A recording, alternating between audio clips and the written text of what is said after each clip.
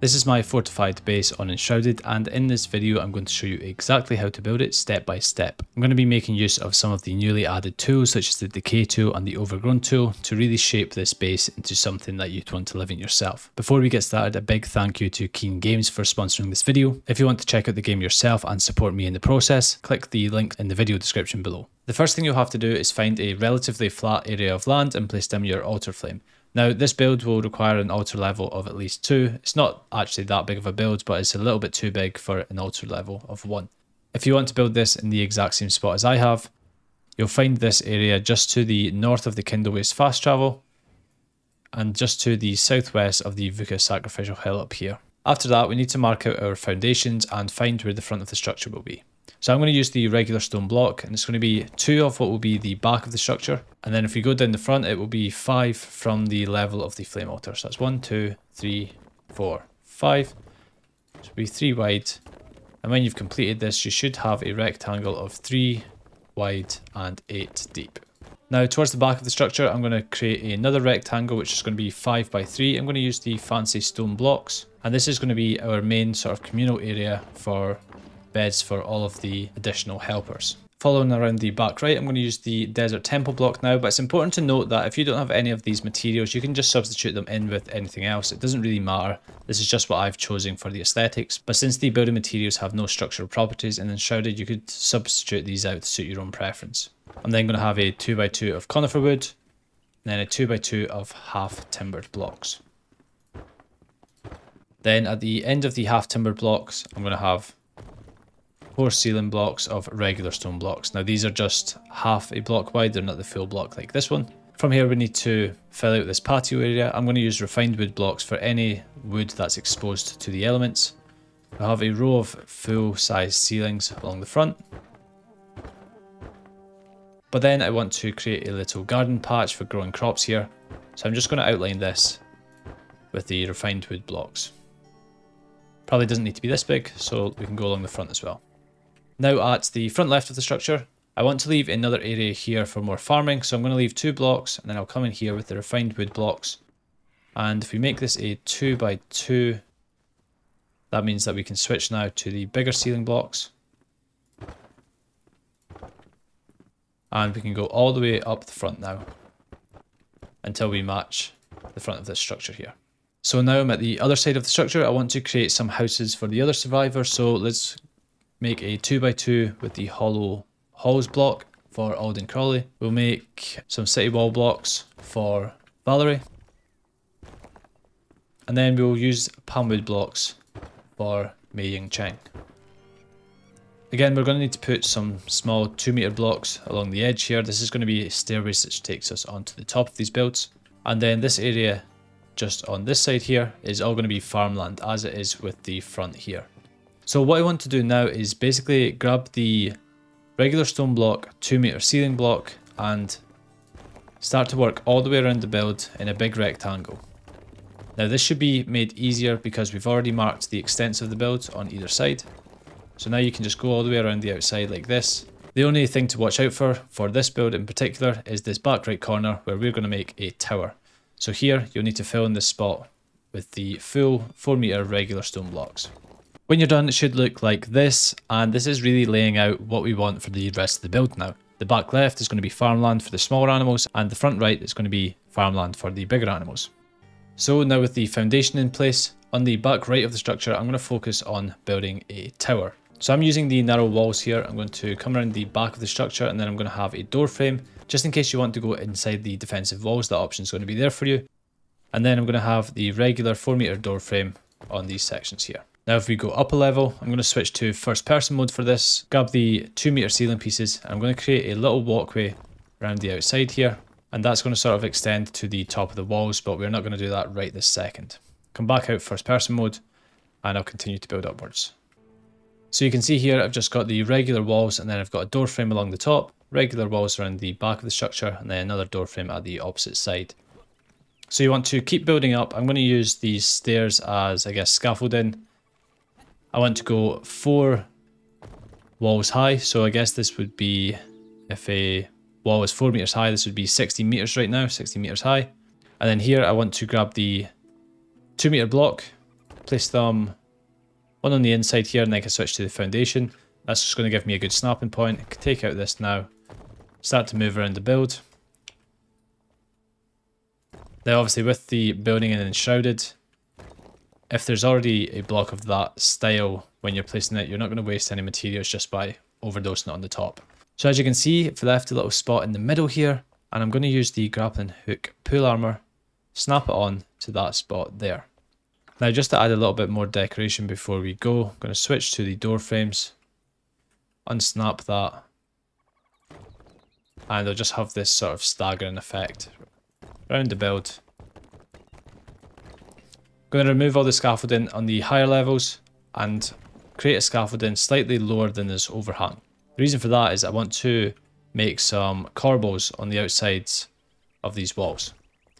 Now obviously this isn't required, it's just a sort of nice detail. I think it makes it look a little bit more realistic. Okay, all the scaffolding is removed now.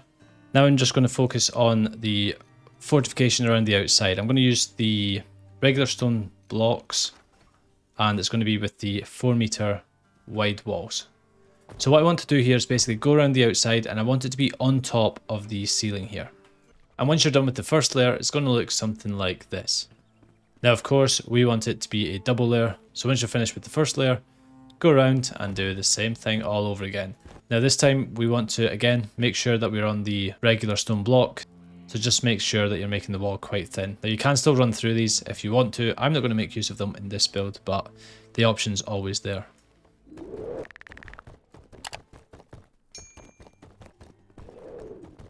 The double layer for the exterior wall is now complete, so I'm going back around now with the regular stone block, and I'm just filling in this space along the top so that we have a walkway that we can walk up and down if we want to. At the front of the structure, we're going to need to close off these walls to stop ourselves from moving through them. Let's just place that in there and on the opposite side. To finish off this area at the entrance, I'm going to use the 2-meter walls. I'm going to create a little square here like this.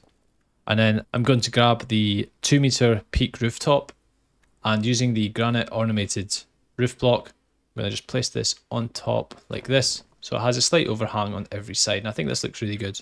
To finish off the wall, now we need to go back to the door frame on the 2 meters, grab a regular stone block, and I only want to have 2 layers of the blocks visible. So this should be a 3-layer high block.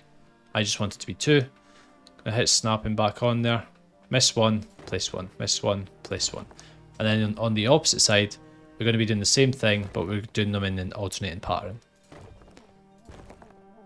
Again, we need to go around the whole build doing this. At the corners, I like to sort of place them like this so they're matching.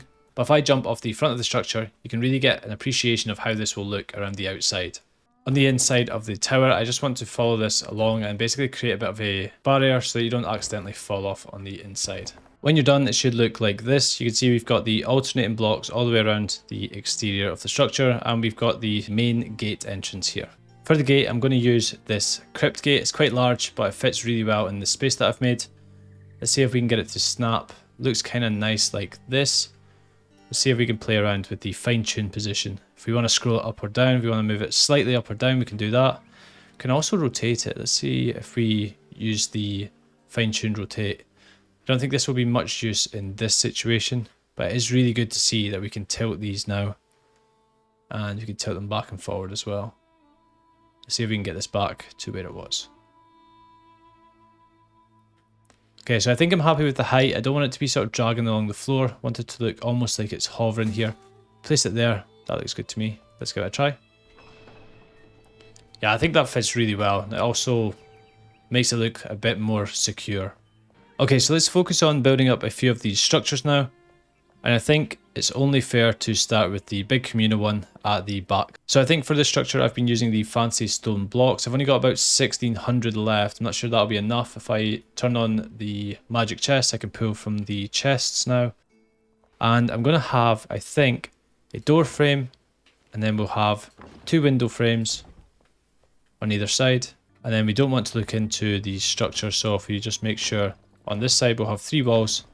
But I think on this side, because it's going to be looking onto the farm, we can go with a narrow wall and then a few more, maybe a few more window frames like this, and then a narrow wall. Want to give this a bit of detail, so let's try the thicker column here.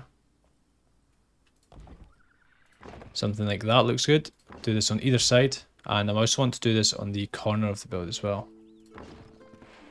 Adding little columns like this to what would be the sort of natural strong points of the structures, like where columns are, always makes it look really good. I also want to make these windows here sort of more central, so let's go ahead and do that. One on the right is going to move over by 2, and I think the one on the left is going to move over by 1. Do the other side so it looks symmetrical, and we'll add a couple of the door frames along the top here. Nice. For the roof, I want to use the granite shingle roof block. I'm going to use the snapping for this. I think the snapping actually works pretty well for this. And then we're going to fill out all these blocks with the roof sides like this. On the top, we're going to use the flat roof. And you can see this could be made into a nice little communal area for all of the remaining villagers and assistants who don't have designated shops. Next up, back to the desert temple block. I'm going to basically just go around the outline that I created earlier. Then I'm going to move on to the brick timber block. And I basically want to double up these walls because I want them to look different on one side than they do on the other side. We'll have a door, and then we'll maybe have 2 windows. And then we'll go back to the wall on the inside. Now we've got the half timber block. It's going to follow a sort of similar routine. We'll go for 2 windows, but now on this side. And then a big door. And a couple of walls to polish it off. I think for this desert temple block, I want the entrance actually to be like in the center, so I'm going to do that. And I'm going to add in 2 of these 2-meter windows on either side.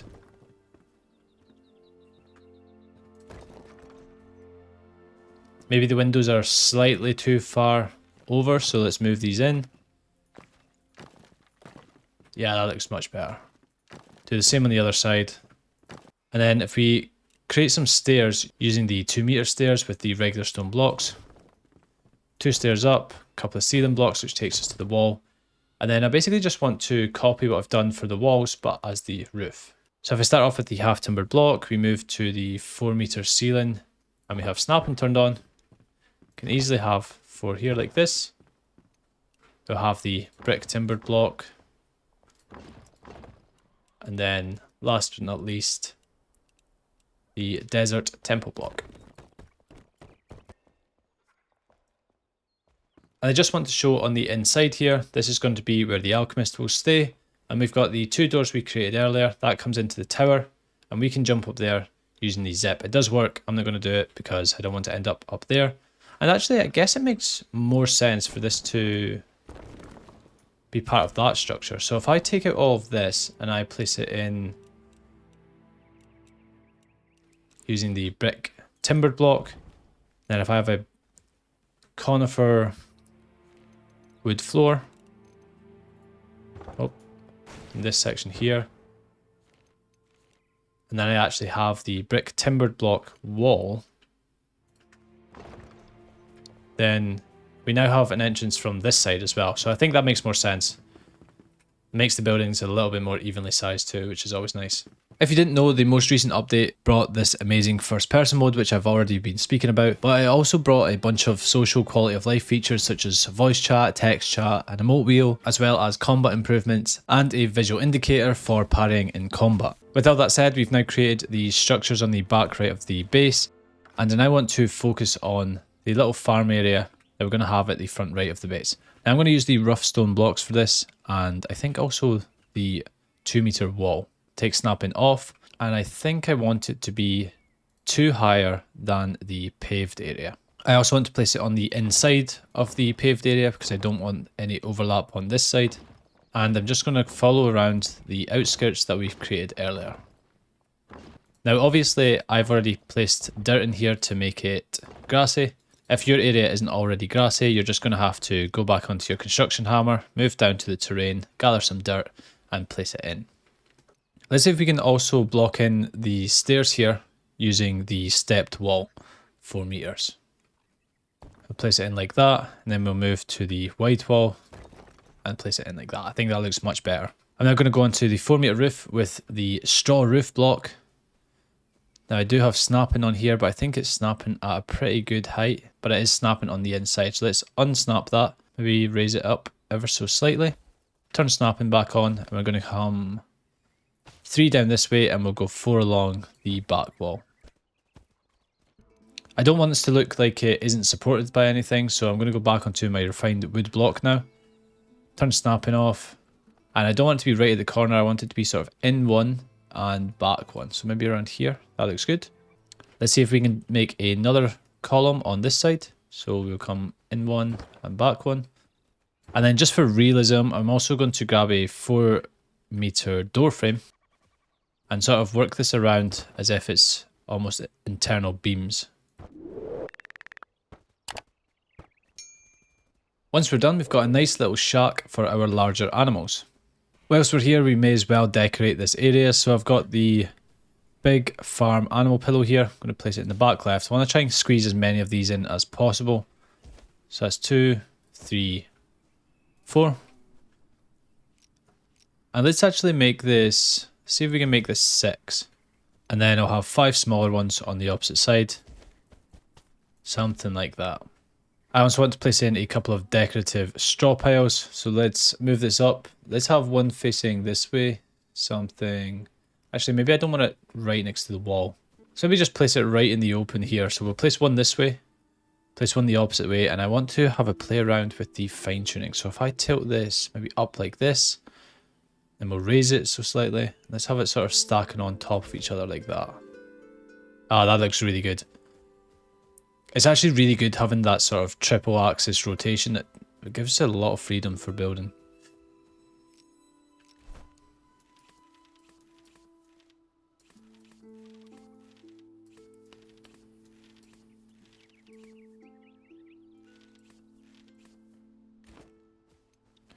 Okay, let's place in now the water trough. We've got the yak feeder, got the deer feeder, and also the goat feeder. You can also tame Dune armadillos, but I haven't been able to do that yet, so I don't have any in this build. We can now place in all the animals. I'm just going to go with 2 of each. And our first little pen is done, and even just having the animals in there makes this base look so much more lively. On the other side of the structure, I'm going to start off with the hollow halls block. It's going to be a little 2x2, regular walls on the outside, and we'll have a door and a window. Pretty basic stuff, but I think it looks good. Actually, on the back wall, let's place down bone blocks, just so our NPC feels at home in here. We're going to do the very same outline for these 2 remaining structures, so it's going to be walls, then a door, then a window. And then similarly to what we did on the other side, a couple of stairs up here, a couple of ceiling blocks, and then using the exact same materials along the top just to sort of tie these little rooms off. And now we can really focus on this back pen for our remaining animals. Again, I want it to be 2 higher than the paths, so I'm going to make sure I'm doing that. And since I've got some spare dirt, I'm going to fill this in, and that's basically just to have it as grass rather than this sort of sand material. Slightly run out, so I'm just going to use the rake. Hopefully I can just pull this over. Appears to be working, which is really good. Perfect. Again, we're going to need a little bit of shelter. I'm going to use the straw block for this. I don't know exactly how high I want it, but maybe something like this is good enough. This one's just going to be a small one, simple 1x2. But again, I do want to make it look somewhat realistic structurally, so let's place in a small beam. Go back to first person mode, see if we can get a little bit more detail here. Turn snapping off. Something like that looks good. For this one, I'm just going to absolutely stack it with these small animal pillows. So let's maybe go 5 along the back and then 4 along the front if we can. That should be enough, but we can always put in more later on if we need to. Fill up the pen with the flightless red tails and the hoff hairs. Place down the feeders. And just for good measures, I'm going to place in the improved water well in the corner there. Now on the main structure, I purposely made these windows bigger because I wanted to use these large round stone window frames at the front. So let's place in those. And I think possibly the Lunar New Year door will work well here too. Yeah, actually looks really good, so let's stick with that. We'll use the polished wooden door for the alchemist area with the stone wooden frame. We can use the boreal wood door for the blacksmith. Let's place in some wooden windows. Seems fitting for the carpenter. And then for the hunter and the farmer, I'm going to use these rustic window frames with the rustic door. Now the last thing we really need to do for this build is just make this rooftop farm. I'm going to stick with the regular stone blocks, and let's just sort of barricade off a little area here so that the soil doesn't spill off the roof and onto the path below. I'm just using the door frame to go around the perimeter and basically just connecting the dots between these markings we made earlier. We could put in a couple of bits of detail with the single wall block 0.5 meters, and then I'm going to switch to the box 4 meter on the terrain tab. And what I'm going to do is kind of make sure that I get 2 blocks here. So I don't want it to be pouring through the roof, so I want to stay at this height. I'm going to go all the way along. I can undo anything if I make a mistake. And then once I've filled all this space in, obviously this looks kind of ridiculous. So what I want to do is now drop it down. I guess raise it up a single block level and then remove all this excess here. This is going to allow us to continue to plant anything here and make use out of the fertilized farm soil without just having all this sort of extra waste that we don't really need. So now with all the farming patches complete, I've just gone around and filled in some of these areas with random crops just to sort of give an idea of what this would look like. And I've also added the ectoplasm press just outside Alden Crowley's house. If we jump over to the other side, I've added in a sort of outskirt with the regular stone, just exactly like I did on the other side. And this is basically going to be where we have all of our workstations. Now the workstations are basically going to be above the house of whoever the workstation is associated to. So the forge, for example, is going to go here above the carpenter and blacksmith. Same with the smithing tools. We'll have the mortar over next to the alchemist. So obviously this is not every workstation or workstation improvement, but I just know from experience that this is enough space, so I'm not going to bother placing in all of these workstations. Could place down a couple of seed beds just outside the farmer's house. And I think the last thing we need to do is add in some space for storage. So I'm going to go back onto the construction hammer. I'm going to clear out some space in the walls here using the wood block 1 meter. And then what you can do here is basically place in 6 magic chests. I'm going to have 6 on either side. And realistically this probably won't be enough for your whole base, but the great thing about having this double layered outer wall is that every single structure all the way around the base has space for storage. If you just remove the first wall of the defensive wall and place in a magic chest. Last but not least, I want to have a play around with the overgrowth tool, which is also new, but it basically allows you to place ivy down on these structures and basically give them a lot of character in doing so. So place some ivy on the big tower, it's kind of a classic one. And then if we go on the detailed one with the climbing rows, we'll just place some colour just randomly through the build here as well. So you can add as much or as little as you want of this. You can see just from looking around where I've added this in, looks really good. And I think actually on the tower as well, we'll try out this decay tool as well. So let's see if we can add a little bit of decay to this tower. Ah, yeah, okay. Yeah, I think I like that. So let's add a little bit more. Just make it look like it's actually had a couple of battles. So if you made it this far, you now know how to build this fortified base. Hopefully you liked it. If you do, please do leave a like on the video and subscribe if you haven't already. And let me know in the comments if you'd like to see another video where I add more detail to this build and do the interior furnishings. Thank you so much for watching, and I will see you in the next one.